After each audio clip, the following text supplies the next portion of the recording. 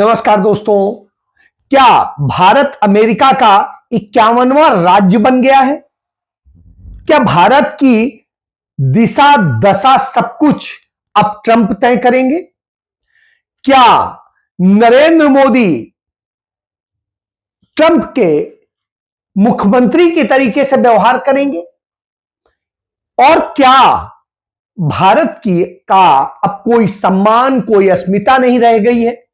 जी आज ये सवाल खड़े हैं। सवाल इसलिए खड़े हैं कि जिस तरीके से भारत की विदेश नीति गुलामी की तरफ बढ़ी है, वह हमें इस बात के लिए फिक्रमंद कराती है कि अंग्रेजी हुकूमत ने ऐसे ही तो भारत पर राज शुरू किया था। वो ईस्ट इंडिया कंपनी जब आई थी तो उसने धीरे धीरे तमाम राजाओं को ऐसे ही काबू किया था और फिर ईस्ट इंडिया कंपनी के अफसर आदेश देते थे और भारत के वो राजा वैसा ही करते थे। जो नहीं करता था फिर उससे वो निपट लेने जैसी करते थे। आज अमेरिका ऐसा ही व्यवहार दुनिया में कर रहा है और जब दुनिया में कर रहा हो तो भारत एक अहम कड़ी बन जाता है, क्योंकि भारत इस समय दुनिया का सबसे बड़ी आबादी वाला देश है। भारत दुनिया का सबसे बड़ा लोकतंत्र भी है और ऐसी स्थिति में भारत के लोकतंत्र से लेकर सब कुछ गिरवी रख दिया। जी हां, हमें याद है कि संसद के भीतर राहुल गांधी ने बताया था कि भारत की एक्सटर्नल अफेयर पॉलिसी यानी विदेश नीति कौन तय करना है, भारत में नहीं तय हो, वो कहीं विदेश में तय हो। और भारत की विदेश नीति जब बाहर तय होती तो निश्चित रूप से चिंताजनक है, क्योंकि हम एक देश हैं और यदि हम एक गणराज्यों के समूह हैं, देश हैं, रिपब्लिक हैं, तो ऐसी स्थिति में चिंताजनक तो हो ही जाता है, क्योंकि हम लोकतांत्रिक देश और लोकतंत्र में जनता संप्रभु होती है और जब जनता सब कुछ होती है, भारत का संविधान है, संवैधानिक लोकतंत्र है, तो फिर कोई दूसरा देश हमारे देश के प्रधानमंत्री को, हमारे देश की सरकार को आदेश कैसे दे सकता है और क्यों दे रहा है? जी हां, Speaker sir, it's a known fact that China is sitting on 4,000 square kilometers of our territory. I was shocked some time back to see that our foreign secretary was cutting a cake with the Chinese ambassador. The question is, what exactly is happening to this territory? 20 जवान शहीद हुए थे, उनकी शहादत की celebration हो रही है केक काटकर। अब हम नॉर्मलसी के खिलाफ नहीं हैं, मगर नॉर्मलसी से पहले स्टेटस को होना चाहिए। हमारी जमीन हमें वापस मिलनी चाहिए। We should get our land back. It has also come to my notice that the Prime Minister and the President have written to the Chinese. We are not finding out from our own people. It is the Chinese ambassador who is telling the people of India that the Prime Minister of India and the President of India have written to them. Foreign policy is about managing the external countries. You have given China 4,000 square kilometers of land. On the other side, our ally suddenly decides to impose tariffs on us, 26%, which is going to completely devastate our economy. Our auto industry, our pharmaceutical industry, they're all on the line. Agriculture. Somebody once asked Indira Gandhi ji, in the matter of foreign policy, do you lean left or do you lean right? And Indira Gandhi ji answered, I don't lean left or right, I stand straight. I'm Indian and I stand straight. And the BJP and the RSS have a different philosophy. When asked, do you lean left or do you lean right? They say, no, no, no, we bow our head right in front of every foreigner that comes in front of us. Sir, this is something that is in their culture, it is in their history, we know that. But we would like an answer from the government of India. What are you doing about our land? What are you going to do about this tariff that our ally has imposed on us? सवाल खड़े। राहुल गांधी ने संसद में बताया था, भारत की नीति रही है कि चीन और पाकिस्तान को अलग रखने की।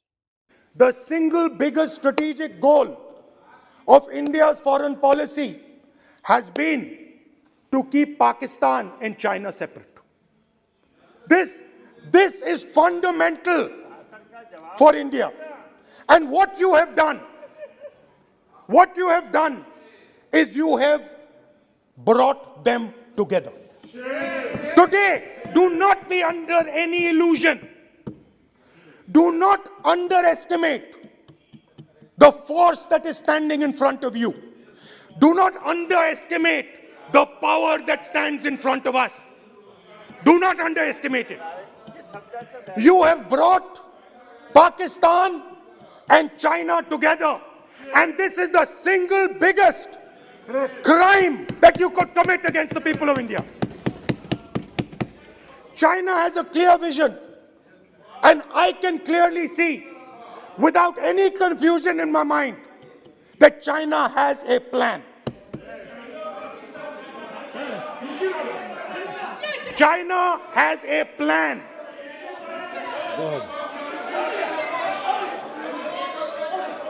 I can see without any doubt that the Chinese, please, we are all nationalists, so let us discuss properly. I can see that China has a clear-cut plan. The foundations of their plan have been put in place in Doklam and in Ladakh. Do not underestimate what we are facing. This is a very, very serious threat to the Indian nation. Bharat की नीति रही है बांग्लादेश को पाकिस्तान से अलग रखने की। भारत की नीति रही है श्रीलंका और नेपाल को चीन से अलग रखने की, और इसके लिए भारत ने पूरी योजना तैयार की। भारत अफगानिस्तान से लेकर रसिया तक और चाइना से लेकर पाकिस्तान तक इस तरह से इस कॉन्टिनेंट में जाल बनाता था, और यह दक्षिण एशिया की जो वो रणनीति तय करता था वो भारत के लिए सदैव मुफीद रही, और भारत सुरक्षित भी रहा और सम्मानित देश भी रहा। लेकिन नरेंद्र मोदी ने क्या किया है? नरेंद्र मोदी की विदेश नीति चूंकि भारत में तय नहीं होती, और भारत का विदेश मंत्री कहता है हम चीन को कुछ क्या कह सकते हैं, वो तो बड़ी इकोनॉमी है, तो इससे समझ में आ जाता है कि कोई भी बड़ी इकोनॉमी होगी वहां ये सरेंडर कर देंगे।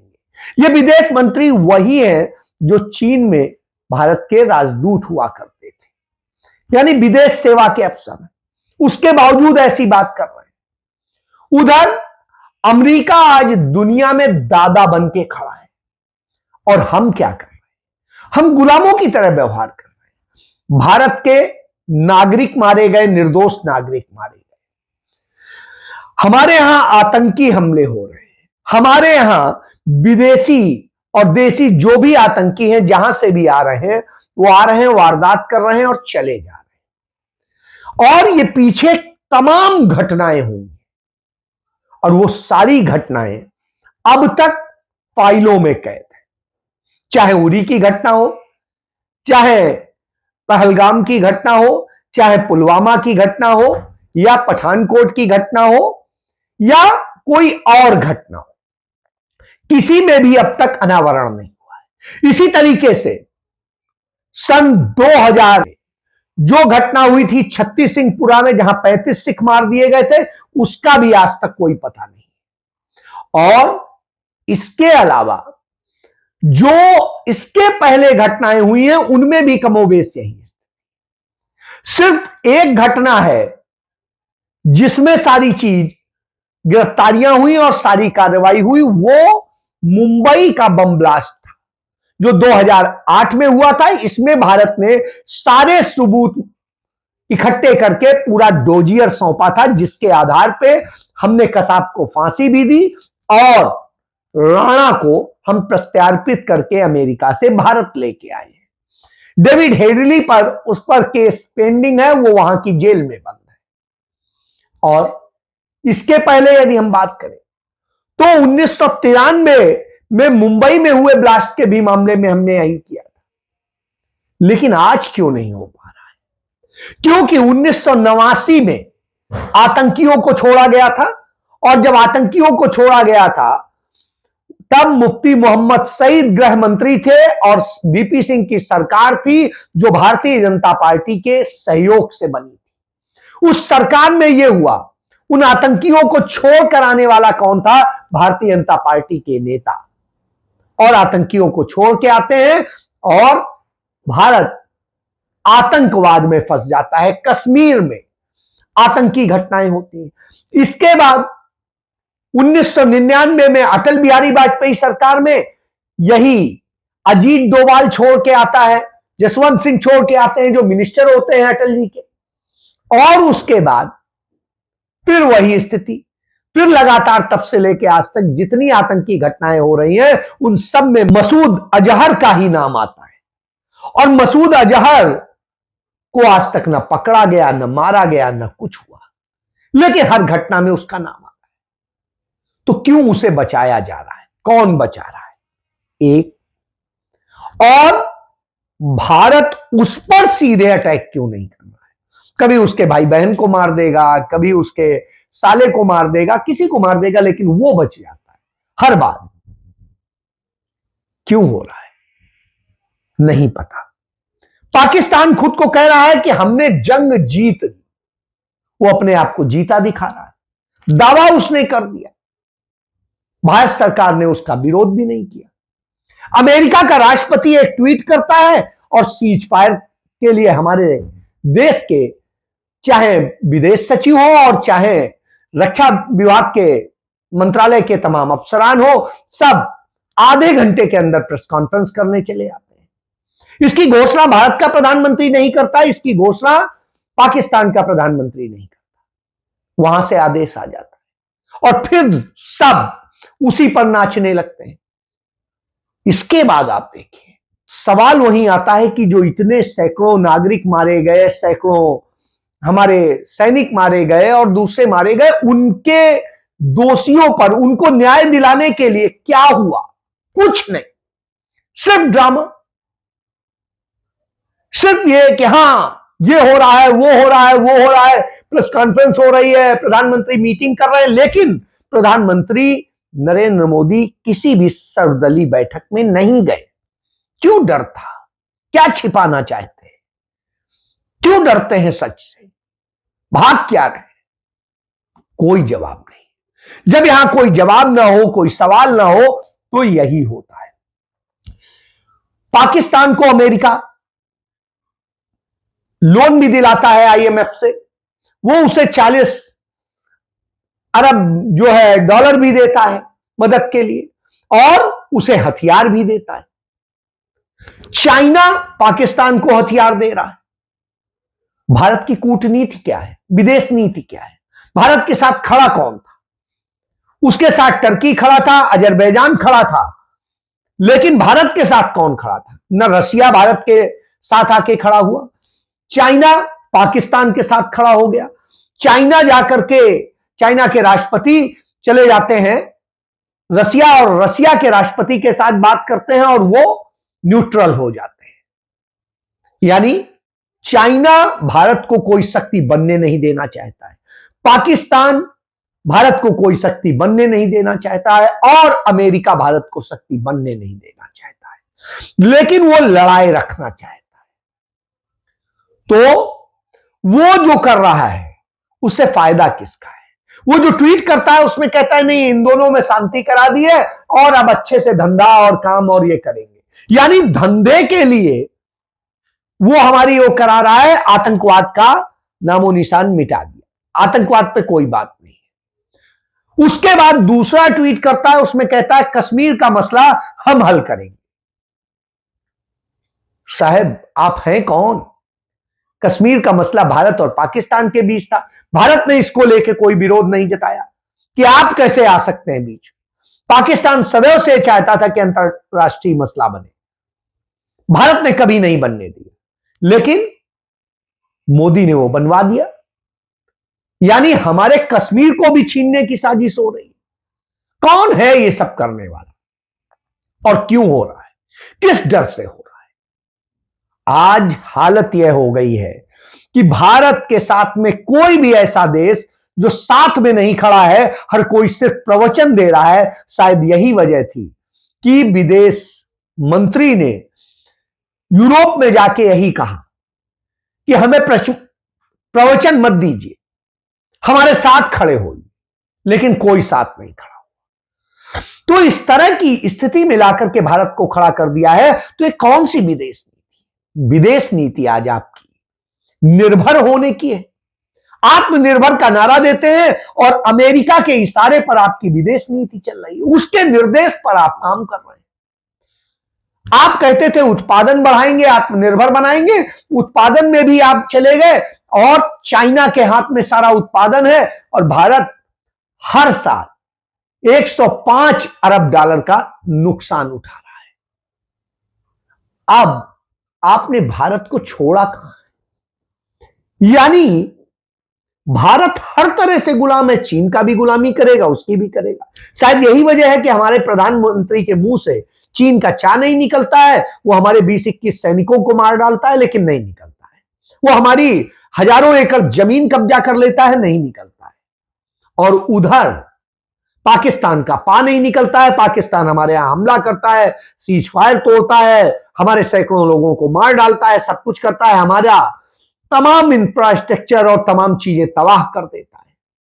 लेकिन पाकिस्तान का पा नहीं बोल पाते हैं।